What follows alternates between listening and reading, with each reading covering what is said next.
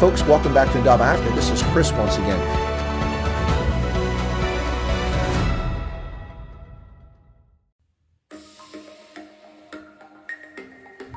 Hello folks, and welcome back once again to Zimbabwe Africa. This is Chris, here to discuss yet another topic of interest covering Africa.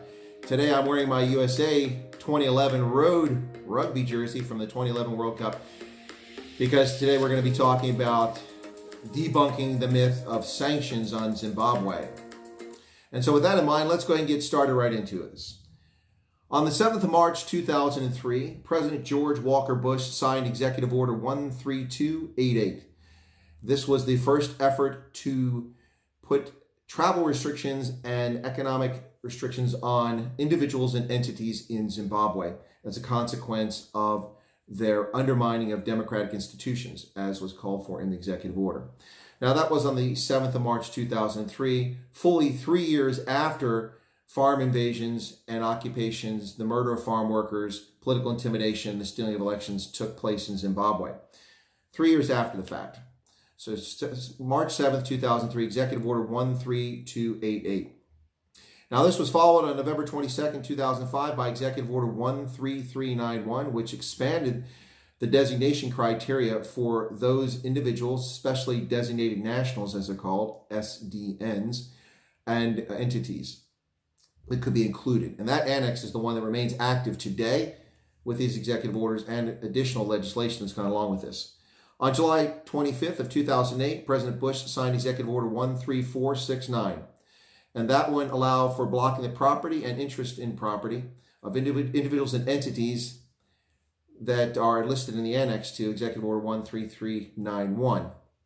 So I mentioned that. Okay, so let's move on from this. Why am I talking about this? Well, since he's come into office, South African President Cyril Ramaphosa, as President of South Africa, has repeatedly called for the end of sanctions on Zimbabwe, blaming the sanctions for Zimbabwe's economic woes and the political troubles that take place in the country, and that if only the sanctions were lifted, Zimbabwe could thrive.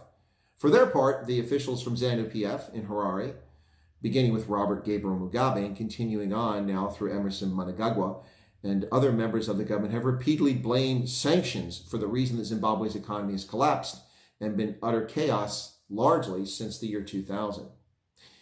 But that doesn't explain what happened the first 3 years prior to the sanctions taking place. Now, they are listed as sanctions by the U.S. government, but they're really travel restrictions, and I'll talk more about that shortly. But the reason I mention this is Cyril Ramaphosa last year in March, on the 5th of March, called for the ending of sanctions in his role as South African president. Why is it important today? Well, because on April 22nd of this year, 2020, President Ramaphosa, in his role as the African Union chair, called once again for the lifting of sanctions against Zimbabwe, saying that it was necessary in this time of COVID-19. What I submit to you, ladies and gentlemen, is that this is either a very poor understanding of what is actually happening here, or an intentional effort by Ramaphosa and others to distort the argument about what's happening in Zimbabwe. Believe me, if you lift these sanctions against Zimbabwe, Zimbabwe's economy is not going to recover or improve for various reasons. I'll talk about a few of those here shortly. So this all comes back.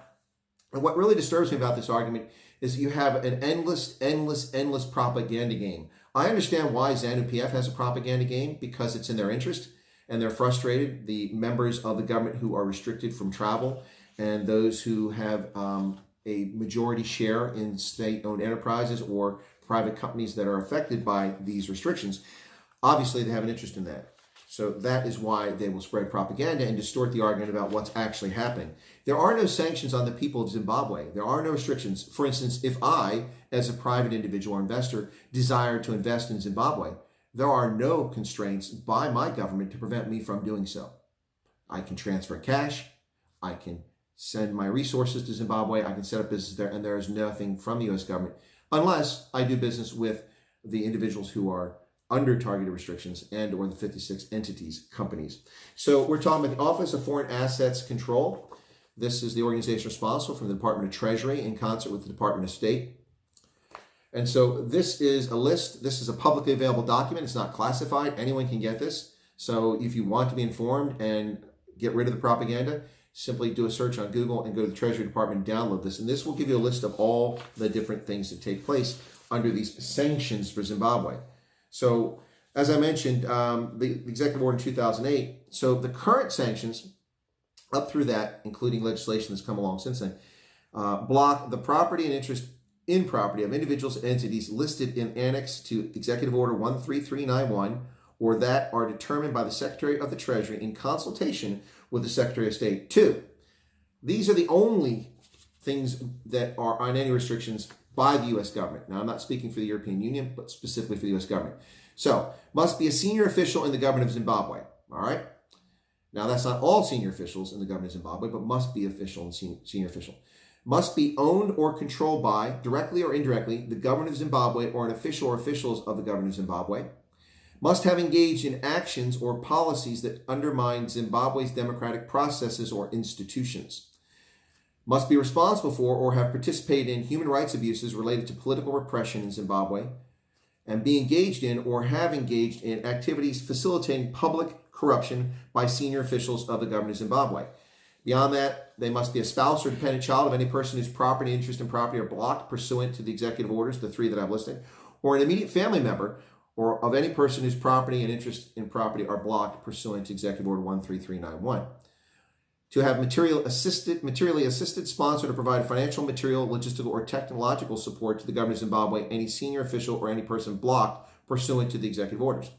Or be owned, controlled, or act on behalf of any person blocked pursuant to the executive orders. So, what does this mean? Well, in effect, what it means today, with the most recent updated information as of October 2019, before the restrictions were extended yet again this year in 2020, is that the list of individuals, which at one time was approaching 190, is down to just 85 individuals who have restrictions on them in Zimbabwe, and 56 companies or organizations. But also there's a ban on the sale of arms and munitions to Zimbabwe, as the U.S. government is concerned that such things could be used to repress the population. So travel restrictions, which means that these people on the list cannot come to the United States, and for the European Union, the same situation takes place. But travel restrictions, can't come to the United States, freezing their assets here in the United States, a ban on the sale of military hardware. Those are the restrictions under the sanctions program for Zimbabwe.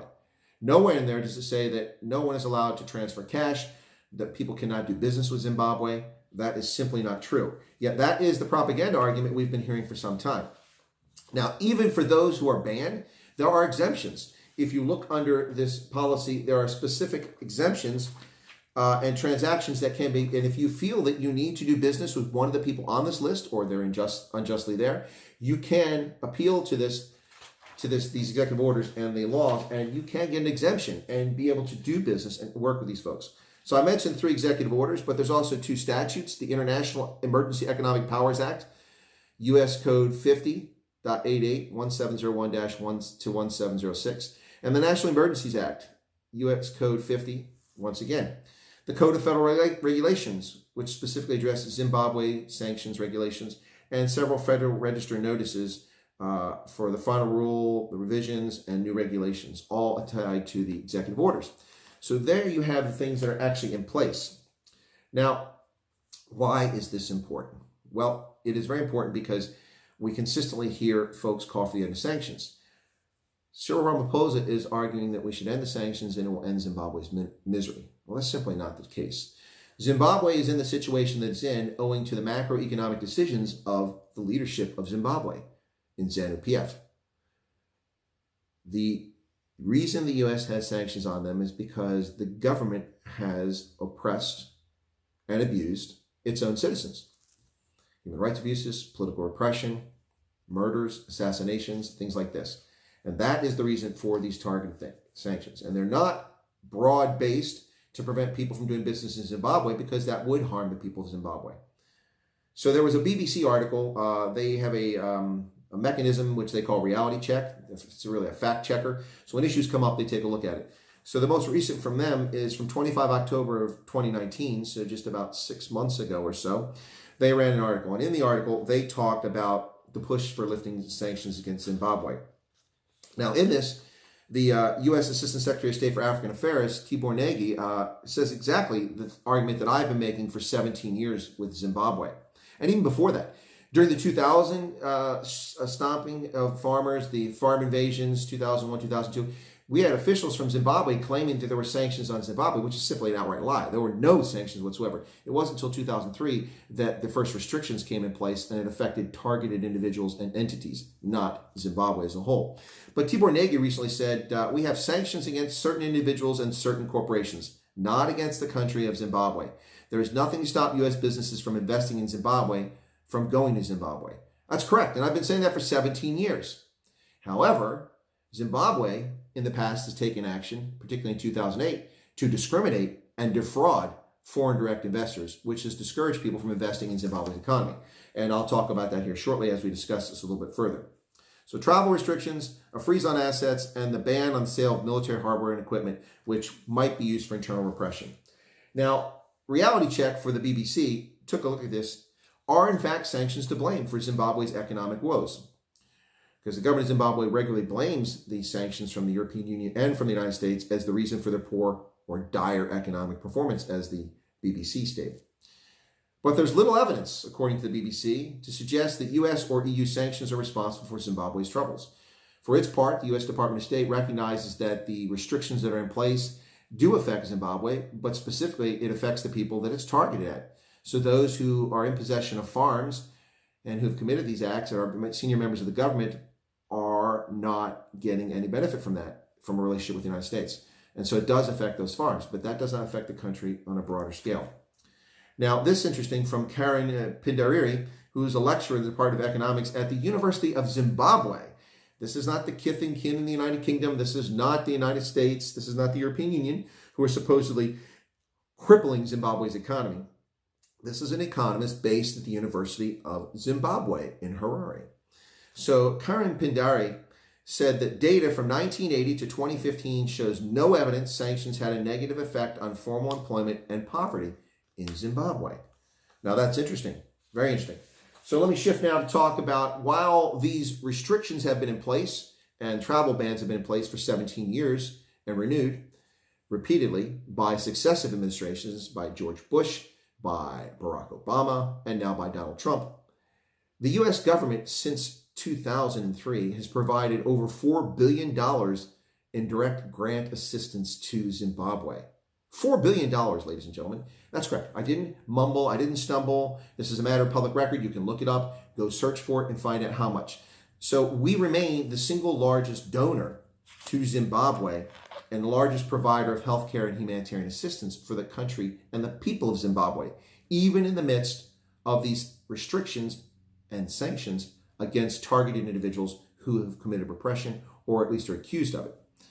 So in 2019, U.S. government, for example, provided $318 million in foreign assistance to Zimbabwe in health development, and humanitarian assistance. Health, development, and humanitarian assistance. These are programs like PEPFAR, the President's Emergency Program for AIDS Relief, which benefit Zimbabwean citizens directly, not ZANU-PF. Were it not for the $318 million a year that the U.S. is spending there, things would be truly dire in Zimbabwe, particularly in the healthcare sector. Now, why else do I mention this? Well, I mention this because amongst the propaganda that we get from Zimbabwe, which is expected, we see others in Africa calling for lifting of sanctions. And my question to these other leaders in Africa, do you understand what these are about? This is not because of farm invasions, and I'll talk about that in a second. It's not about that at all. This is about political repression and human rights abuses and suppression of speech in Zimbabwe, and the press in particular at this point. That's why this is taking place. So why is it only Western Europe and the United States, and for a brief period of time under Ian Khama, Botswana, stand up for the citizens of Zimbabwe? The 4 million who've been forced to flee the country and live abroad, or the 14 million or so who live in the country today. Why are we the ones who are the guardians of freedoms and liberties for the Zimbabwean people? By putting these targeted measures in there to ensure that the people who have profited from abusing Zimbabweans don't profit any further. Yet it's not simply African leaders and Zimbabwe's ZANU-PF, it is also their fellow travelers around the world. This is a recent article an article that's been published in multiple locations from what appear to be leftist, socialist, or even communist sympathizers or actual communists. So this is an article by Robin Davis, Onyesonwu Chatover, and Nancy Wright. And they talk about the sanctions and how it's illegal and immoral for the United States to have sanctions and the harm that it does. And while there's certainly fair arguments to be made about the utility, the efficacy, and the harm that sanctions can do on a country, and we can look at cases where countries who had total sanctions have suffered consequences that affect the entire population. We can look at that. But in the case of Zimbabwe, this is the small section that they wrote. I'll read it to you in its entirety, and then I will debunk it sentence by sentence. So they write for the section on Zimbabwe, Zimbabwe is one of several African nations subjected to U.S. and European sanctions. Angered by Zimbabwe's implementation of a program to reclaim and redistribute land stolen by European settlers during the ruthless Rhodesian rule, the U.S. and Europe have worked tirelessly to cast Zimbabwe into total economic ruin. While European settlers stole land, displaced and killed African people, stole mineral wealth, there were no sanctions or any action taken against them by any European country or the United States. Once African people overthrew the brutal invaders and began redistributing land to the rightful owners, Europe and the U.S. sought to bring down the Zimbabwe government through crushing sanctions, plunging the economy into a crisis designed to starve people. Now, what is disturbing about this, ladies and gentlemen, is just a tissue of lies. This is utter nonsense. No disrespect for the authors, but they clearly have an agenda here, and they have an inability to state the facts. Now, are we biased? Of course, everyone has their personal biases, and I bring my own bias to this. But my bias is in favor of the Zimbabwean people and the facts of history. So let me talk about that. Let me talk about this specifically. So, angered by Zimbabwe's implementation of a program to reclaim and redistribute land. Really? It took 3 years for George Bush, in a fit of anger, for 3 years to address the question of Zimbabwe? If it was about land stolen, why weren't these sanctions applied in June of 2000? July, August, September, October, November, December, when hundreds of farm workers were murdered, political opponents were repressed, assassinated, and farmers, commercial farmers themselves were also murdered like David Livingstone and others. Why did this not take place then? It didn't take place then. This is in response to continued political repression and undermining of democracy in Zimbabwe. The people who perpetuate those actions should not have the benefit and access to our market and our credit and our trade with them. Now, the people of Zimbabwe, different story. The 14 million people plus the 4 million are forced to live in exile. That's a different story. They are entitled to trade with the U.S. They're in good standing.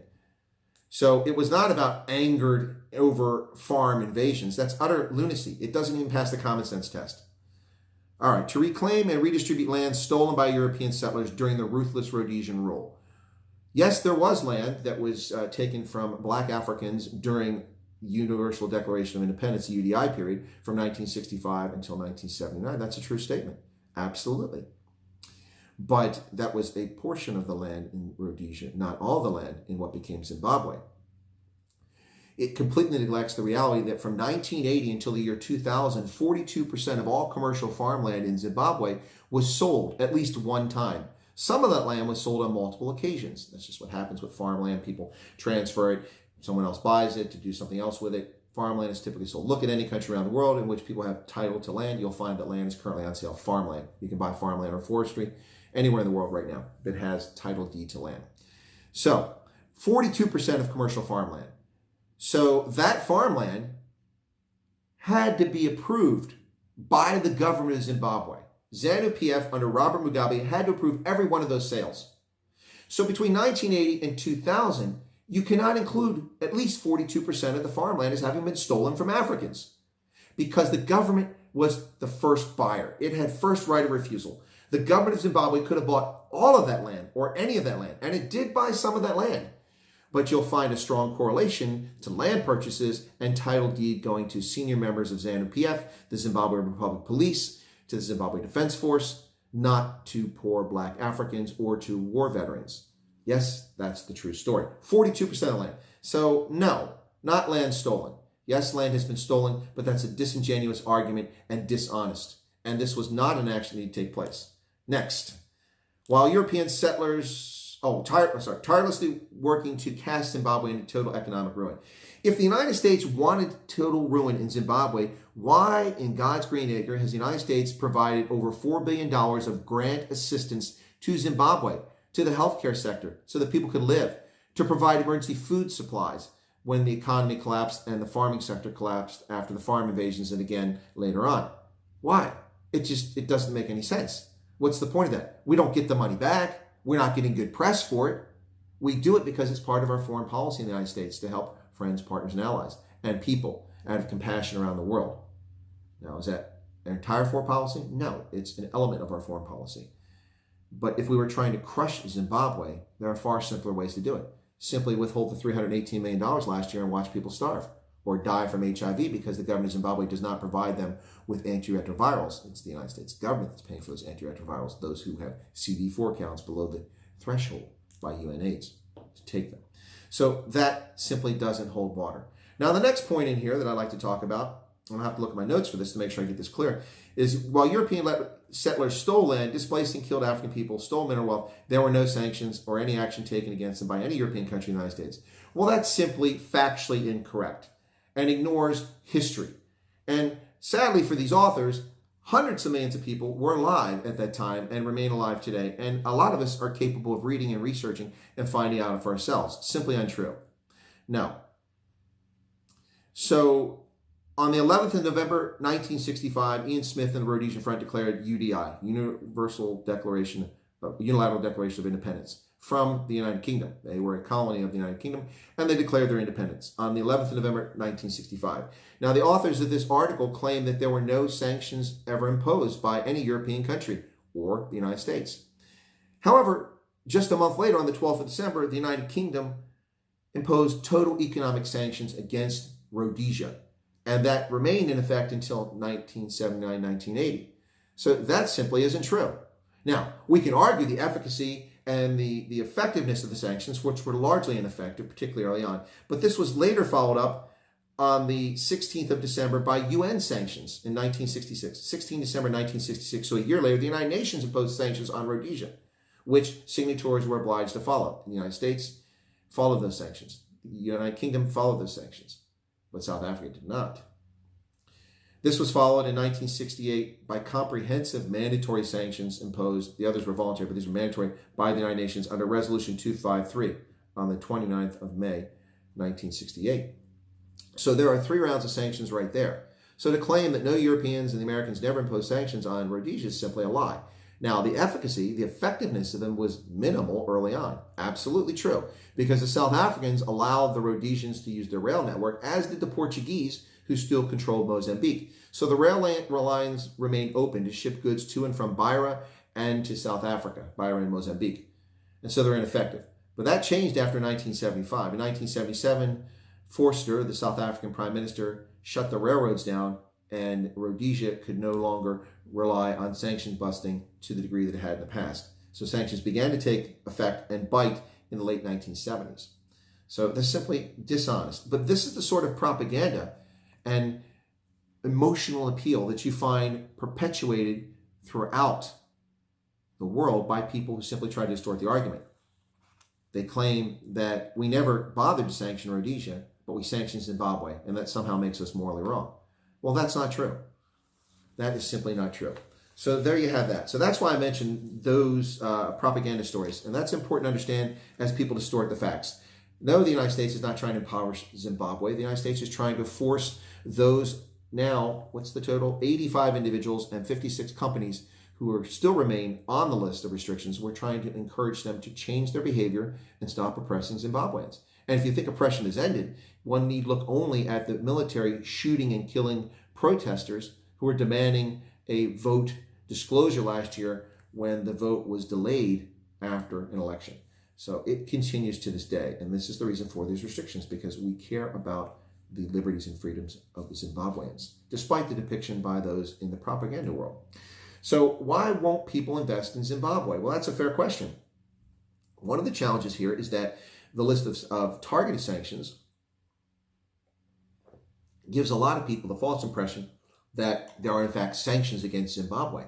And it's not just Zimbabweans that have that impression, or Cyril Ramaphosa apparently, but also Americans and American entities. Oftentimes, they mistakenly believe that they can't do business in Zimbabwe for fear of penalty. And the penalties can be quite severe, $250,000 fine and or up to $1 million if convicted of evading the sanctions with these entities and individuals in Zimbabwe. So I understand why people are reticent. But one needs simply educate themselves. And if you're a business person in Zimbabwe and you want to do business with the U.S., for example, you simply need to reach out and contact folks and have the correct information to explain to them, point them in the right direction, and you can do business. So I understand why some people worry about that. But the real reason why people aren't doing business in Zimbabwe is tied initially to the chaos, the economic chaos, the macroeconomic policies, the hyperinflation, the removal of the Zimbabwean dollar as a currency, replaced by a basket of currencies, primarily the dollar and the rand, and then other problems with the economy. And one of the biggest was the 2008 indigenization law, which was a race-based law that discriminated against foreign direct investment and also against Zimbabweans. That's correct. It discriminated against Zimbabweans.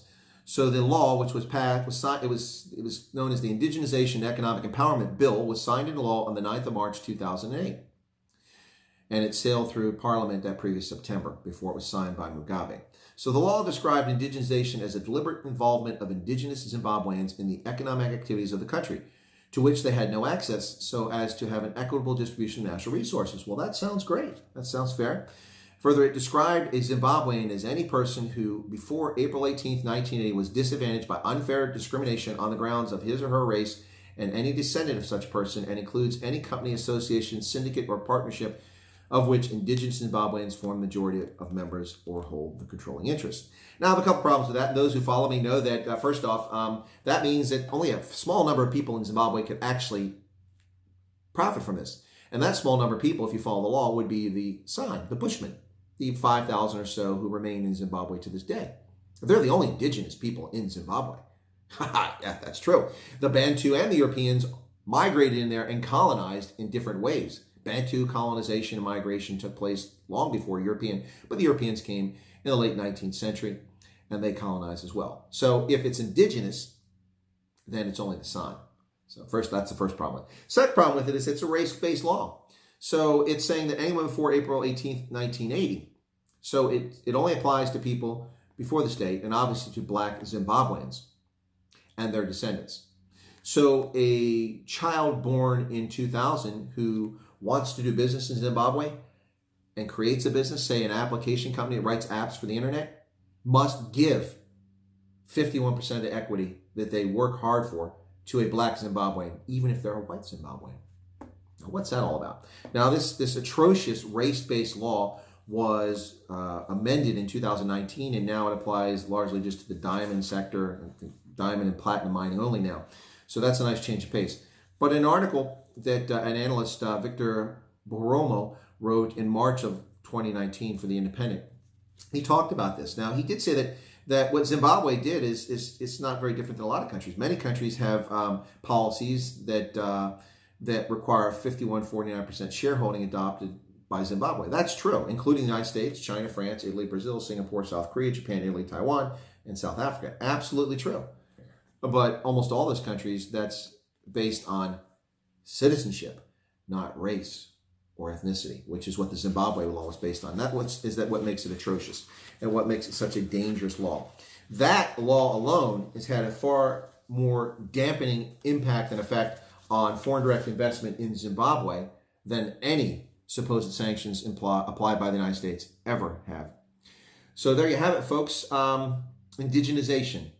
That's that law. Now, that law is amended and it only affects a small sector. But let me ask you this question. Do you want to invest in Zimbabwe if you're not from Zimbabwe? When the government can simply take away your assets? Now, this has happened over and over. Of course, the Saudis famously nationalized oil assets and defrauded companies that had invested capital there for decades to produce their oil. And it's happened in many places around the world. But in Zimbabwe, it repeatedly happens. People who bought farmland after 1980 under majority rule, legally, legitimately, went to the government, said, I'd like to buy this farmland, and then they had to wait for the government to approve the sale, bought the land, developed it, hired people to work on it, only to have their farms invaded, to be called settlers, to be discriminated against based on their skin pigmentation. Some killed, all impoverished, having all they worked for stolen by a government that sanctioned farm invasions and then passed laws to defraud them of the opportunity to own land. And then we follow this up with an indigenization law, which strips entities of their capital by forcing them to give it to someone. simply on the basis of their skin color. The government undermines its economy with its macroeconomic policies, destroys its currency, replaces its currency, eliminates the use of foreign currency, comes up with a new currency, allows foreign currency to be used again. These are the problems in Zimbabwe, not to mention state-owned enterprises and other serious structural macroeconomic policy problems for the country of Zimbabwe. These are the reasons that Zimbabwe is impoverished. The actions and policies of ZANU-PF, not the limited targeted sanctions, which currently affect 85 individuals who are senior ZANU-PF government officials and who have committed or are suspected of committing all the offenses I have talked about against the Zimbabwean people. Not against the American people, but against the Zimbabwean people and 56 companies and entities. And there you have it, ladies and gentlemen, debunking the Zimbabwe sanctions myth. That's right, debunking sanctions myth for Zimbabwe. That's what this video is about. I hope you enjoyed it. If you have any questions or you take umbrage with anything I've said, feel free to contact me. My email is available under my account on the site or on my channel. And also, you can write comments below. If you're for or against, feel free to say so. I ask that people don't be abusive, because I'll delete those comments. But discourse is important, so please feel free to contribute to the discussion. Again, if you like the content, I ask that you push that button down there and subscribe to my channel. And also be sure to push the little bell icon to the side so that you will get notifications anytime that I go online with a live stream or a video that I produce. And comments are welcome and encouraged. Discourse is what makes us all get through this in a better fashion. And finally, I ask that please give me a like on the video if you like the video at all. Likes drive viewership, and the more people that watch the video and give it a like, the more likely it is that YouTube will promote it for other visitors so that they can become aware of the channel and drive traffic here. Please share this with your friends. Share it with your foes. If you know someone that has a different opinion of these issues, feel free to let them know about the channel. So I thank you once again for tuning in to Indaba Africa. This has been Chris, and this is my video today on debunking the Zimbabwe sanctions myth. Take care, folks. Hang in there.